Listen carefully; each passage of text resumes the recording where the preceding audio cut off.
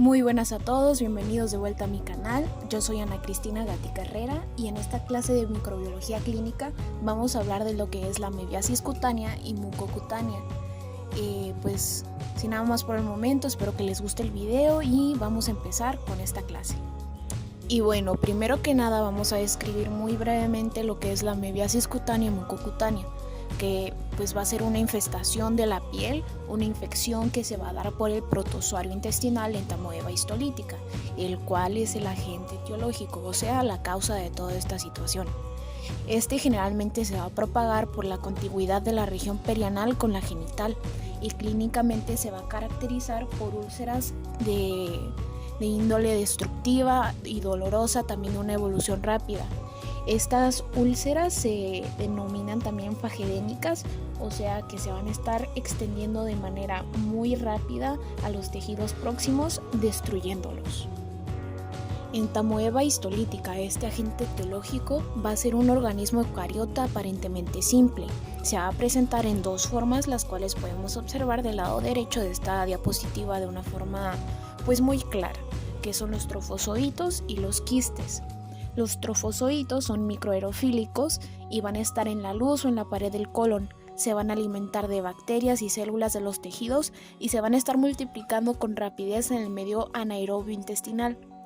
Pueden reconocerse por su tamaño, que pues dependiendo del autor varía lo que vamos a encontrar escrito, porque unos mencionan que son de 12 a 20 micrómetros, mientras que otros mencionaban que eran de 10 a 60 micrómetros.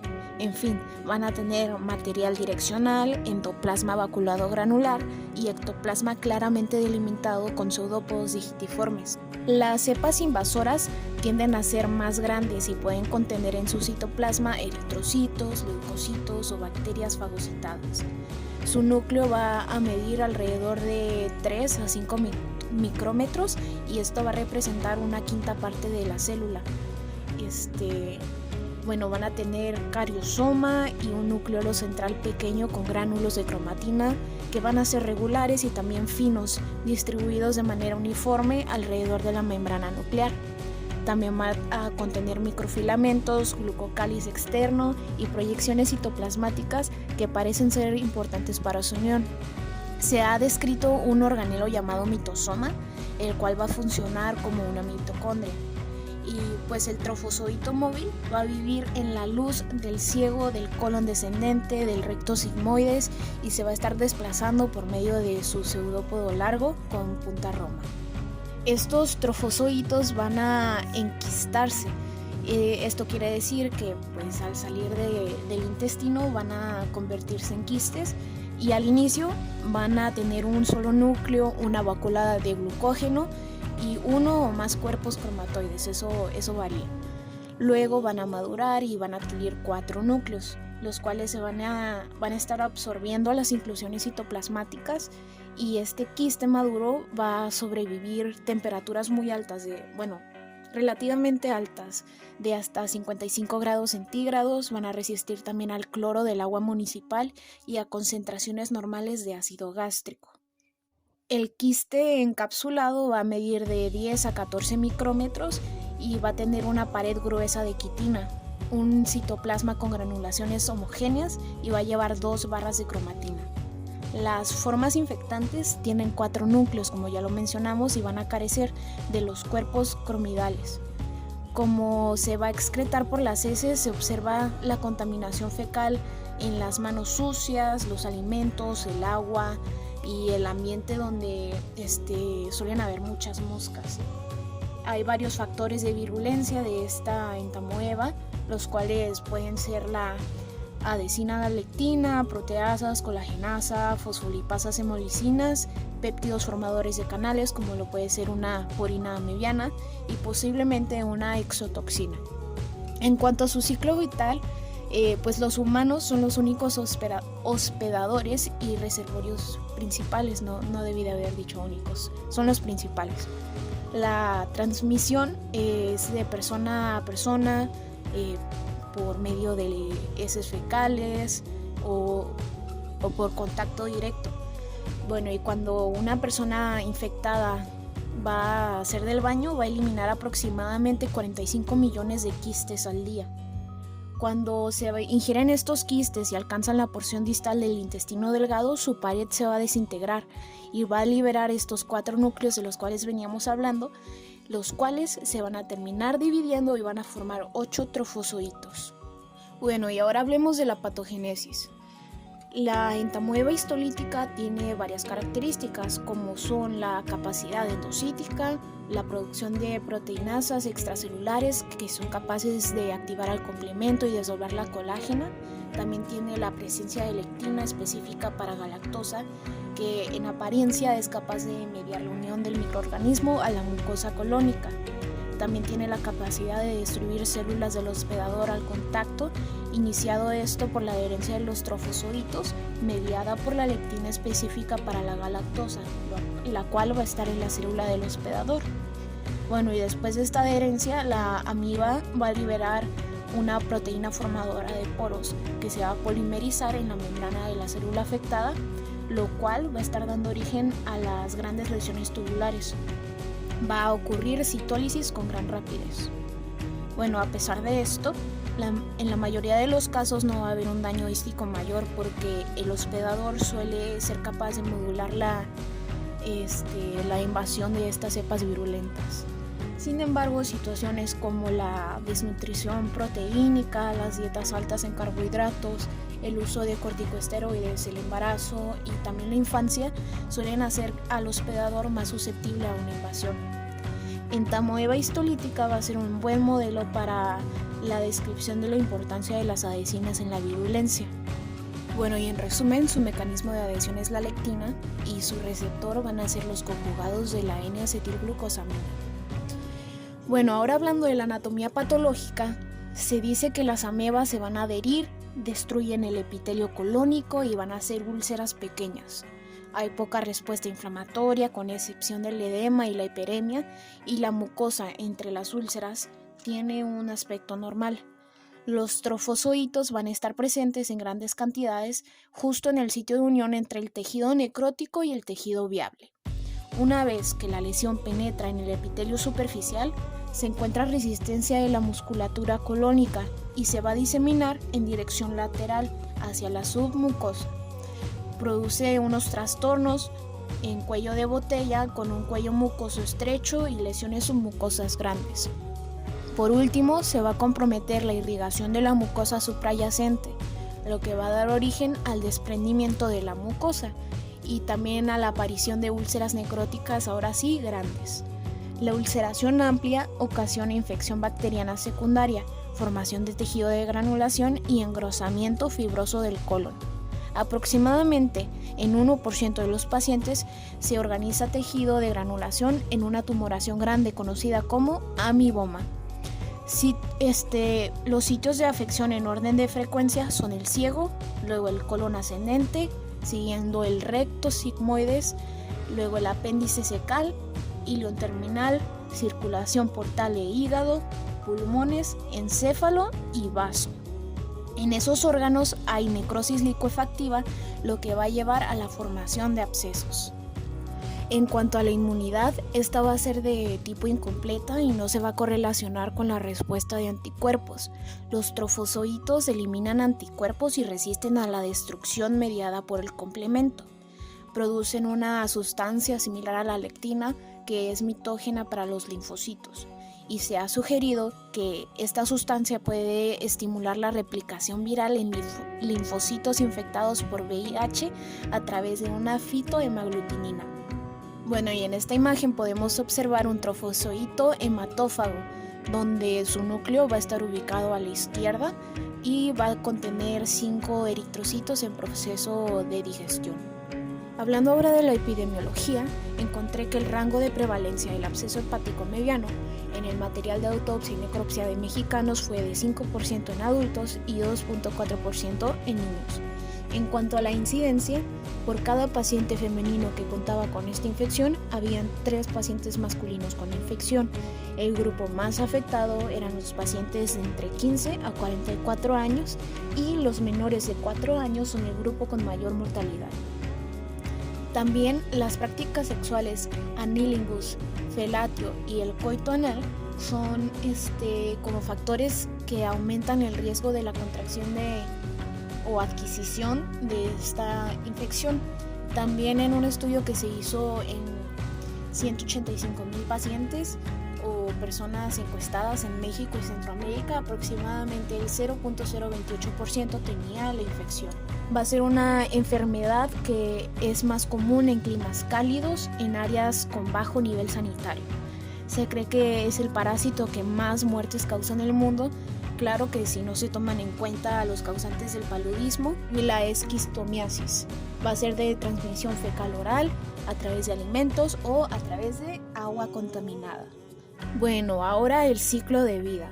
Todo va a comenzar a partir de la presencia de los quistes en material fecal, agua contaminada o alimentos contaminados, y todo esto va a entrar en contacto con el paciente.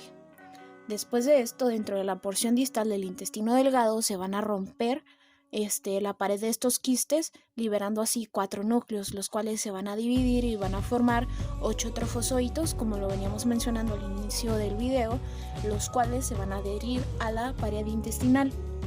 Y en cuanto haya contacto, la ameba va a activar la caspasa 3 apoptótica para así complementar la citólisis y generar ulceraciones.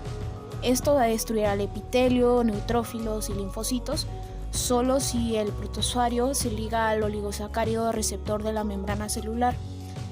Posterior a esto, se van a reproducir en el colon de manera sexual y la agrupación de las amebas propician el enquistamiento y también la propagación fecal-oral. Bueno, ahora bien, hablando de manifestaciones clínicas, los principales síntomas son una diarrea intermitente con episodios de evacuaciones normales o estreñimiento en periodos de meses o años. También flatulencias, dolor abdominal de tipo cólico en la región hepática, en el colon ascendente y en el ciego. Las heces consisten entre 1 a 4 evacuaciones acuosas, fétidas, con moco y sangre. Con la sigmoidoscopía se pueden observar ulceraciones típicas con mucosa sana interpuesta. En la imagen que observamos en la parte inferior izquierda vamos a poder ver la endoscopía del colon sigmoides. La colitis amebiana suele ser una situación asintomática o puede causar disentería. Más rara vez va a producir colitis necrosante, megacolon tóxico o amebomas. La complicación más frecuente es el absceso hepático amebiano, 10 veces más frecuente en varones que en mujeres. Cuando la disentería es intensa, se generan lesiones perianales ulcerosas de forma irregular, con bordes serpinginosos, o sea que están cortados como un tipo pico, y también van a estar enrojecidos. La base granulosa y necrótico hemorrágica en ocasiones es vegetante. Y con frecuencia va a haber infección bacteriana agregada que suscita un olor fétido. La evolución clínica es rápida y de dolor intenso. A veces se acompaña con fiebre, astenia y adinamia. Entamoeba histolítica puede causar diarrea, disentería, abscesos en el hígado, vaso y pulmones. La disentería amebiana fulminante puede ocurrir en individuos debilitados, embarazadas o en personas con tratamiento de corticosteroides. Tiene un inicio de característica súbita, fiebre elevada, dolor abdominal cólico intenso y diarrea profusa. Un absceso aislado suele estar en el cuadrante superior externo del lóbulo derecho del hígado y va a producir dolor a la palpación y también va a haber elevación del diafragma derecho. Su función hepática va a permanecer conservada y puede extenderse a otros tejidos como hacia el pericardio. El dolor va a estar obligando al enfermo a estar de cuclillas y la defecación va a aumentar la molestia. Ocasionalmente se ha encontrado el parásito dentro de ganglios linfáticos inguinales. En las niñas se ha descrito lesiones vulvoperinales de bordes infiltrados y edematosos, fondo necrótico, recubrimiento por secreción serosanguinolenta. En mujeres, la mayoría de las lesiones son en la vagina, la vulva, el cuello uterino, los parametrios y el endometrio, en este orden de incidencia. Los síntomas más frecuentes son el sangrado, la leucorrea fétida, color blanco amarillenta o sanguinolenta, el dolor abdominal, las ulceraciones genitales, el prurito y la pérdida de peso. La erosión del cérvix ha sido causa frecuente de diagnóstico erróneo de cáncer cervicouterino. Bueno, y cambiando un poco del tema, es menos frecuente la amebiasis en el pene. Va a ser prevalente en personas con antecedente de contacto sexual anal, como ya se había mencionado, y se va a manifestar por dolor ardiente, úlcera excavada en el glande o en el prepucio, y estas se van a extender de una manera rápida. Van a tener también un exudado purulento o sanguinolento moderado.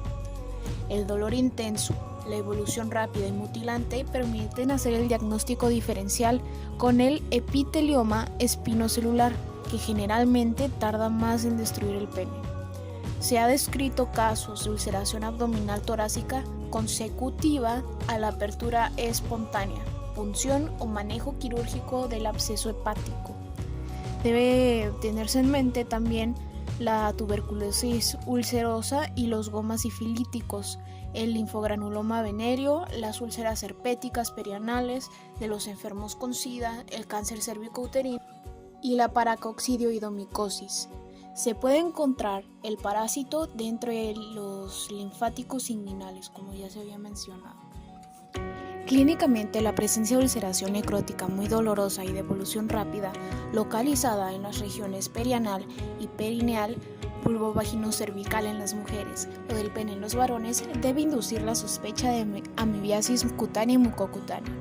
El examen microscópico del exudado raspado obtenido de la lesión cutánea en platina caliente suele mostrar los trofozoitos hematófagos móviles. Podría examinarse también el contenido de las úlceras rectales obtenidas durante la rectoscopía por medio de una cucharilla. Es recomendable intentar el cultivo del parásito en un medio monoxénico y con el izado de los trofozoitos cultivados se investiga la migración electroforética de 4 diferentes isoenzimas. Es deseable efectuar también cultivos de bacterias asociadas en medios aeróbicos y anaeróbicos. La toma de la biopsia y el estudio histológico generalmente muestran áreas de necrosis e infiltrado inflamatorio escaso. Lo relevante es identificar la presencia de trofozoitos hematófagos, poseedores de núcleo redondo, pequeño y cariosoma central. Las amebas se tiñen intensamente por los métodos del ácido periódico de Schiff y gomorimetenamina plata. En cuanto al diagnóstico de laboratorio, se debe de tener cuidado para distinguir entre estas amebas y las amebas comensales, así como entre estas amebas y los leucocitos polimorfonucleares. El examen microscópico de las muestras de heces es inherentemente insensible porque los protozoos generalmente no se distribuyen de manera homogénea en la muestra y los parásitos se concentran en las úlceras intestinales y en los márgenes del absceso, no en las heces o en el centro necrótico del absceso. Por esta razón, múltiples muestras de heces deben ser recogidas. La amebiasis extraintestinal a veces se diagnostica mediante procedimientos de exploración para el hígado y otros órganos. Las pruebas serológicas específicas junto con el examen microscópico del material del absceso pueden confirmar el diagnóstico. Además de las pruebas microscópicas y serológicas convencionales, los investigadores han desarrollado varias pruebas inmunológicas para la detección del antígeno fecal, así como la reacción en cadena de polimerasa PCR y en ensayos de sonda de ADN para la detección de cepas patógenas de entamoeba histolítica.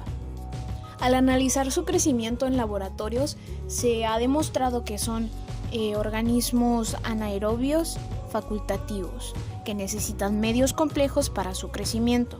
Necesitan bacterias vivas para su aislamiento exitoso y hay técnicas de cultivo estéril para preparar antígenos purificados necesarios para pruebas serológicas, tipificación de cimodema e identificación de factores de virulencia.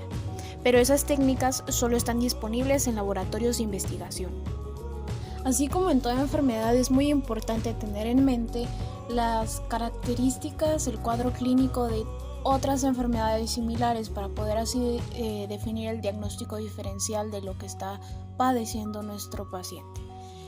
Por ejemplo, en nuestra situación se puede confundir una amebiasis cutánea o mucocutánea con una tuberculosis ulcerosa perianal, que pues esta va a ser una forma de presentación extremadamente infrecuente de la enfermedad tuberculosa extrapulmonar, respetando menos del 0.7% de todas las localizaciones. Dada su baja prevalencia, su diagnóstico pocas veces es planteado, definiéndose el mismo mediante la biopsia y la confirmación anatomopatogénica. Otra enfermedad podrían ser los gomas sifilíticos, y pues una breve descripción de esto es que un goma va a ser un granuloma causado por Treponema pallidum y aparece durante la sífilis terciaria en una etapa tardía. Con frecuencia va a contener una masa de tejido muerto, inflamado, de apariencia fibrosa. Y otro puede ser el cáncer cervicouterino, el cual es un crecimiento anormal de las células que se encuentran en el cuello de la matriz. Al inicio, estas lesiones son tan pequeñas que no se pueden ver a simple vista y duran así durante varios años. Cuando el cáncer está en una etapa avanzada, se puede ver a simple vista en una exploración ginecológica o puede causar molestias, entre ellas el sangrado anormal después de una relación sexual, entre los periodos menstruales o después de la menopausia, el aumento del flujo de sangrado vía genital con mal olor, dolor de cadera y pérdida de peso. Bueno, y entre otras enfermedades como pueden ser úlceras herpéticas perianales, un linfogranuloma venéreo o la paracoccidoidiomicosis. En cuanto al tratamiento, normalmente se administra o se recomienda el metronidazol en tabletas de 30 a 40 miligramos por kilogramo del paciente al día, por vía oral, cada 8 horas durante 7 a 10 días. Esto sin exceder 2 gramos diarios. En caso de ser necesario, se administra por vía intravenosa. La dihidroemetina, en su forma inyectable de 1.5 miligramos por cada kilogramo al día, por vía intramuscular cada 24 horas durante 7 a 10 días, sin exceder los 90 miligramos diarios, no debe aplicarse en enfermos cardiópatas. En la amebiasis cutánea, siempre muy dolorosa, es recomendable aplicar metronidazol más la dihidroemetina. El esquema combinado ha dado magníficos resultados. Para suprimir la excreción intestinal de los quistes, debe aplicarse otro fármaco de acción intraluminal. Este es la quinfamida, por vía oral, 100 miligramos cada 8 horas, en tratamiento de un solo día. Encontré también que la amebiasis fulminante aguda se trata con el metronidazol seguido de iodoquinol, furato de diloxanida o paromomicina.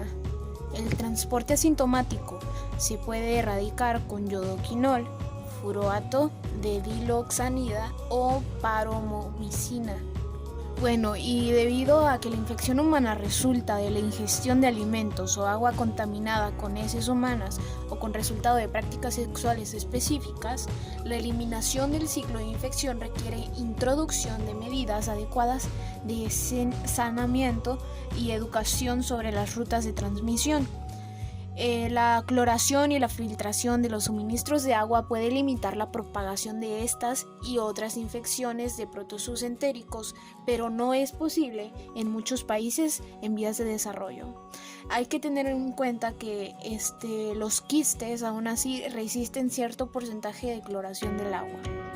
Los médicos deben alertar a los viajeros de los países en desarrollo sobre los riesgos asociados con el consumo de agua, incluidos los cubitos de hielo, frutas sin pelar y vegetales crudos.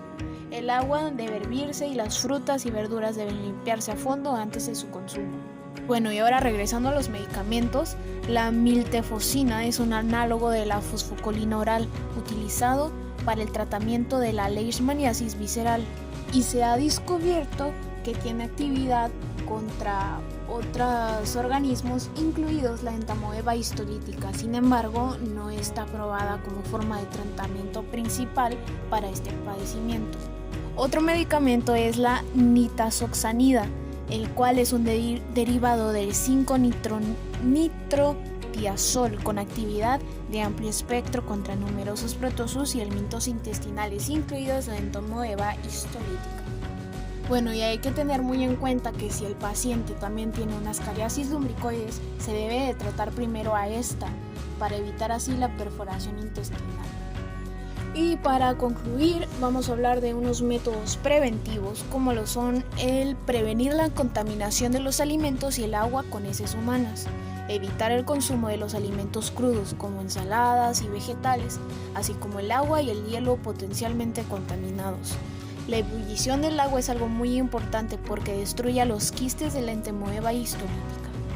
La eficacia de la desinfección química con compuestos yodados o clorados depende de la temperatura del agua y de la cantidad de los detritos orgánicos en ella. Los filtros portátiles ofrecen diversos grados de protección. Hay que tener esto muy en cuenta, no por usar cualquier filtro significa que vamos a estar libres, ¿ok? Y evita las relaciones sexuales que ya se mencionaron, que son anilingus, felatio y coito anal. Hay que tener muy presente que es importante utilizar protección. Bueno, y acá en la última diapositiva les presento las referencias de donde obtuve la información y por si quieren ir a checar, se los recomiendo mucho para complementar sus estudios. Sin nada más por el momento, me despido, suscríbanse al canal, chequen los videos que ya tengo publicados y hasta